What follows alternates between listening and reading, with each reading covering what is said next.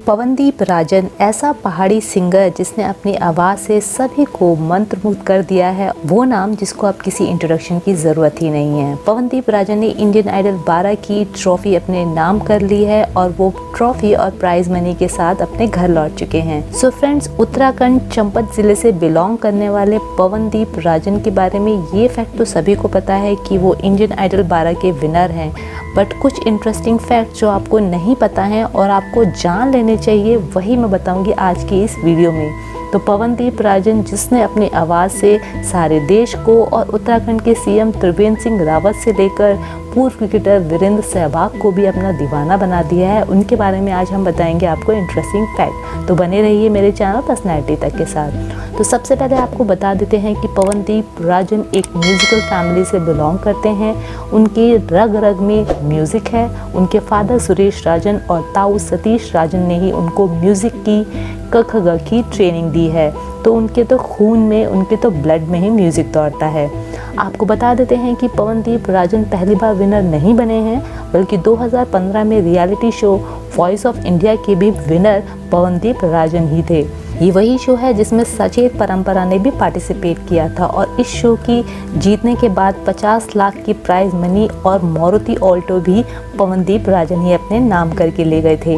उस वक्त पवनदीप राजन शान की टीम में होते थे और उसी सीज़न में हिमेश रेशमिया भी एज ए कोच थे, बट उन्होंने कभी भी इसका जिक्र इंडियन आइडल के मंच पर नहीं किया है। एक फैक्ट उनके बारे में ये भी बता देते हैं कि पवनदीप राजन को बहुत सारे म्यूजिकल इंस्ट्रूमेंट की नॉलेज है और वो तबला, ढोलक, पियानो, गिटार से लेके बहुत सारे अदर इंस्ट्रूमेंट भी बहुत इजीली प्ले कर लेते हैं। आपको ये भी बता देते हैं कि पवनदीप राजन आज स्टार नहीं बने हैं, बट वो तो एक ऑलरेडी स्टार हैं। उन्होंने बहुत सारे पहाड़ी सॉन्ग्स में अपनी आवाज़ दी है और पहाड़ी सॉन्ग्स के साथ साथ उन्होंने मराठी मूवीज़ में भी कई सॉन्ग्स में अपनी आवाज़ दे रखी है।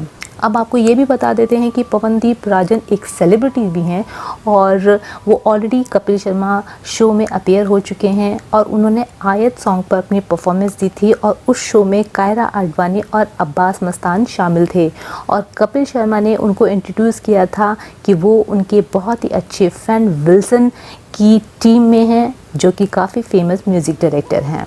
पवनदीप राजन के बारे में आपको ये भी बता देते हैं कि वो कई सारे बैंड्स के साथ जुड़े हुए हैं और वो पब्स में लाइव परफॉर्मेंस भी देते हैं। और ये बात भी शायद आपको नहीं पता होगी कि देश के साथ साथ विदेश में भी पवनदीप राजन ने काफ़ी धूम मचाई है।